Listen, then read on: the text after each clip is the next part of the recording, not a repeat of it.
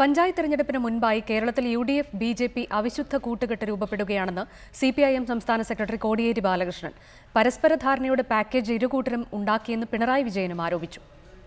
അടിയന്തരാവസ്ഥക്കാലത്തെ Congress RSS ബന്ധത്തെക്കുറിച്ചുള്ള വെളിപ്പെടുത്തലുകൾ പുറത്തുവന്നുകൊണ്ടിരിക്കുകയാണെന്ന് കോടിയേരി ബാലകൃഷ്ണൻ പറഞ്ഞു.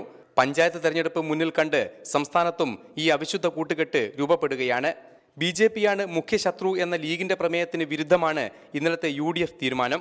ആ മുഖ്യശത്രുവായി പ്രഖ്യാപിച്ച മുസ്ലിം ലീഗ് പ്രഖ്യാപിച്ച BJPയുമായി പ്രാദേശികമായ ധാരണ കോൺഗ്രസിന് ഉണ്ടാക്കാൻ വേണ്ടിയിട്ടാണ് ഇന്നലെ ഐക്യജനാധിപത്യ മുന്നണിയെ കൊണ്ട് ഈ തീരുമാനമെടുപ്പിച്ചിട്ടുള്ളത്. ഇത് കേരളത്തിൽ എങ്ങനെയെങ്കിലും കുറച്ച് പഞ്ചായത്ത് ജയിക്കണം എന്നാഗ്രഹിക്കുന്ന BJPക്ക് ഒരു സുവർണ അവസരമായി മാറിയിരിക്കുകയാണ്. തെരഞ്ഞെടുപ്പിന് മുന്നോടിയായി കോൺഗ്രസ് RSSുമായി രഹസ്യ കരാർ ഉണ്ടാക്കുന്നതെന്ന് പിണറായി വിജയനും പ്രതികരിച്ചു.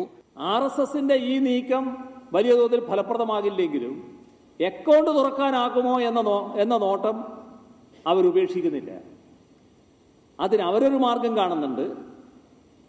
ആ മാർഗം ഉപയോഗിച്ചുകൊണ്ട് തങ്ങൾക്ക് രക്ഷപ്പെടാനാകുമോ എന്ന് UDF നോക്കുന്നുണ്ട്. റിപ്പോർട്ടർ, കണ്ണൂർ.